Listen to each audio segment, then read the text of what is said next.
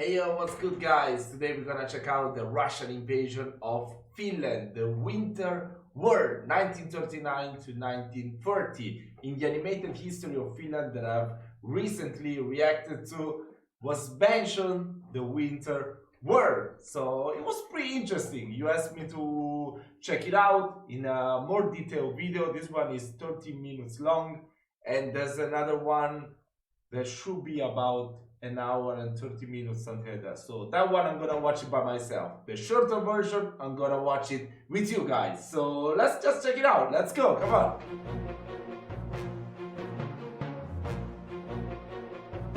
I don't know when my room is all, I don't know.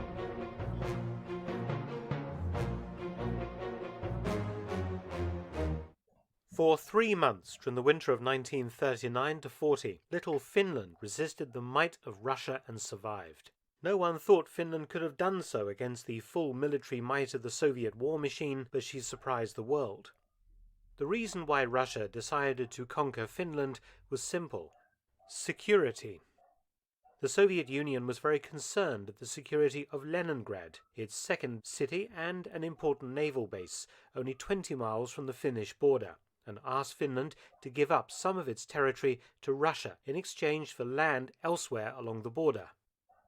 What prompted this request was Soviet nervousness at the expansion of Nazi Germany, which had recently conquered Poland, and which Stalin distrusted immensely.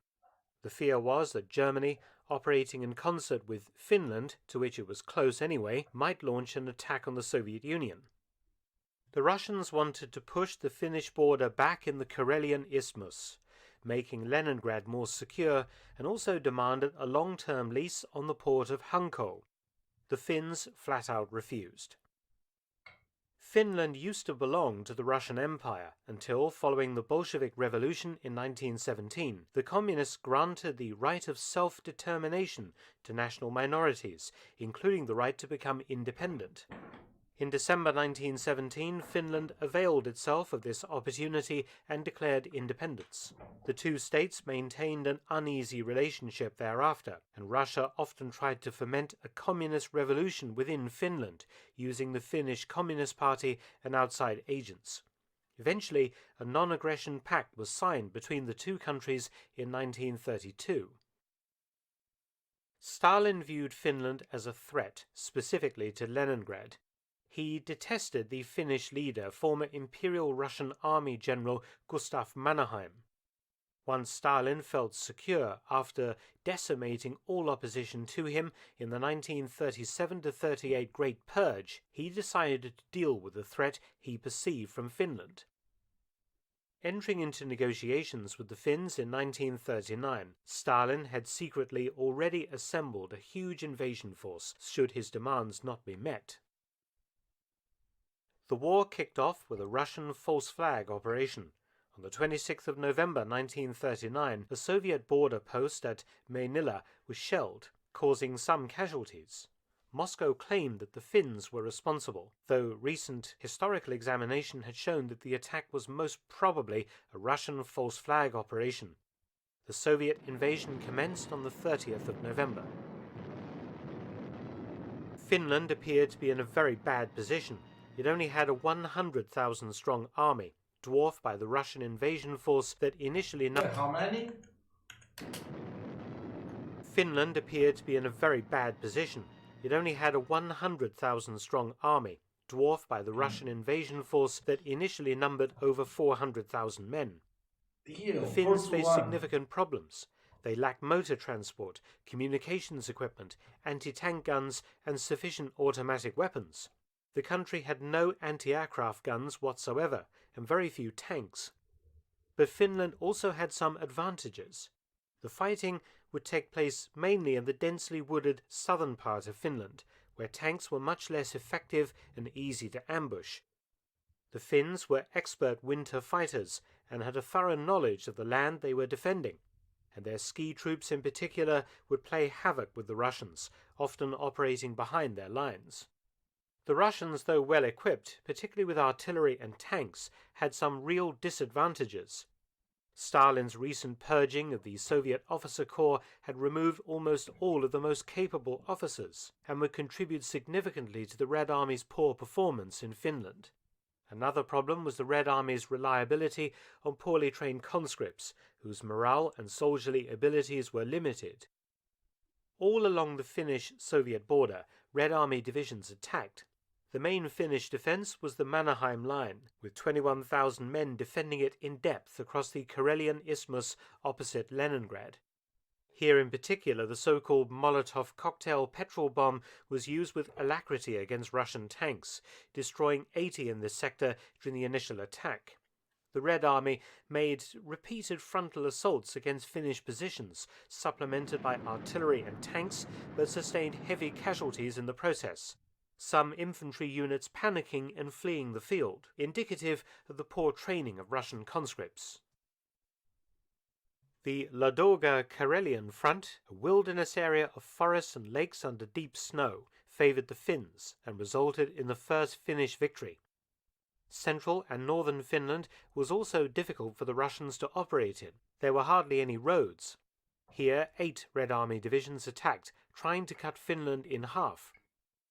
The Russians suffered badly with the intense cold, having inadequate winter equipment and clothing compared to the Finns. Finnish guerrillas also operated in the Russian rear areas, interfering with supply convoys and generally lowering Russian morale. On the Mannerheim Line, the fighting was more traditional. The Soviets managed some penetrations, but due to poor inter-branch cooperation in the Red Army, they couldn't exploit these breakthroughs effectively. Desperate Soviet commanders ordered more suicidal frontal assaults on prepared Finnish positions to try and burst through, but due to morale and supply issues, the troops often refused to participate.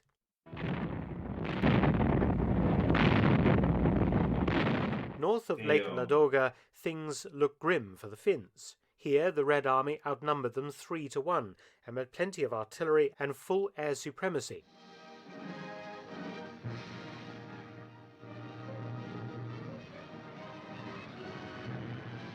The Finns initially retreated, but then made a stand at Kola. It was here that sniper Simo Hoya earned his sobriquet the White Death, eventually credited with 500 kills.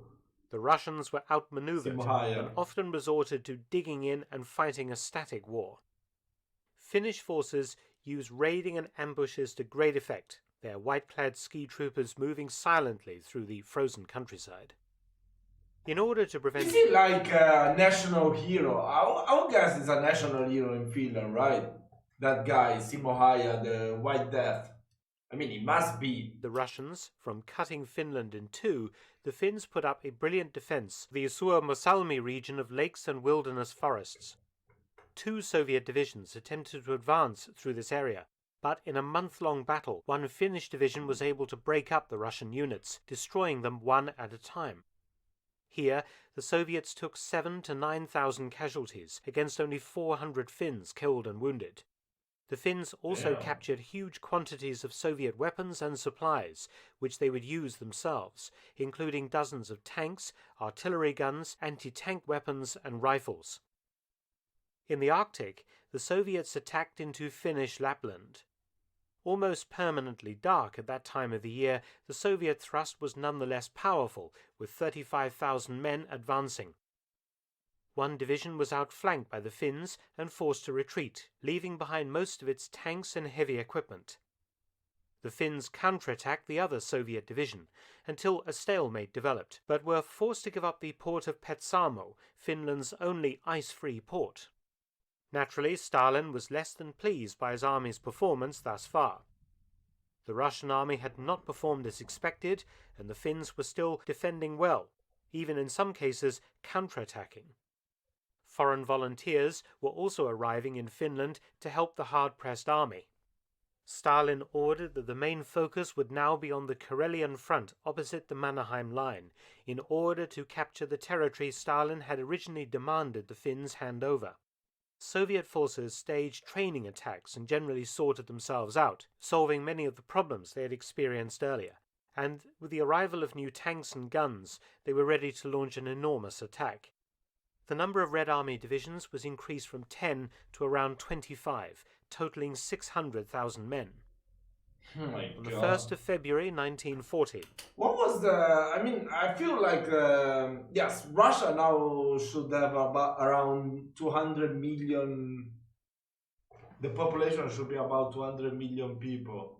But I guess before with the Soviet Union, it was even bigger. It must have been even a greater number. So that's crazy. 600,000. Oh my God. I mean, I'm sure they were fighting other wars as well. So that's pretty impressive as a number. the fresh Soviet assault commenced. In the first 24 hours of the operation, Russian artillery fired 300,000 shells at the Finnish defenders, who numbered some 150,000 troops. Wow, 600,000 to 150,000. They always outnumber them by 4. It's not a special number in Russian, 4.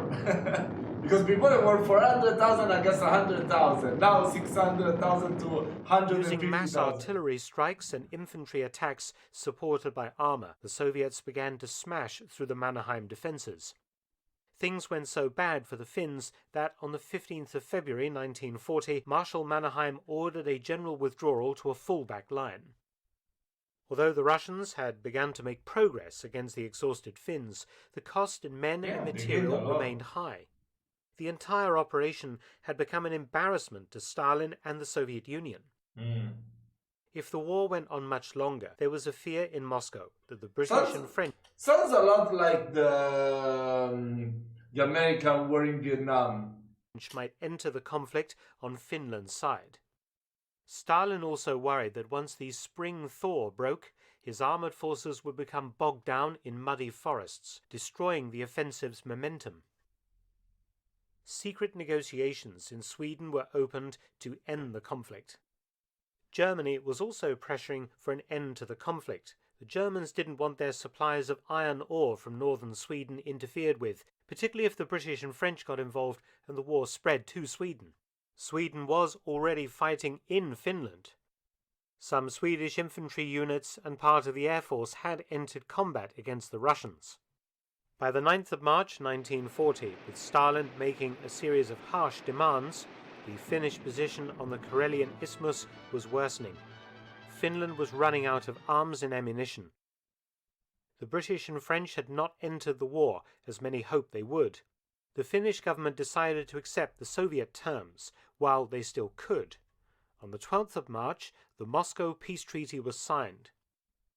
Finland agreed to cede to Russia a portion of Karelia, the entire Karelian Isthmus, and some land north of Lake Ladoga, and some islands, in total 9% of Finnish territory.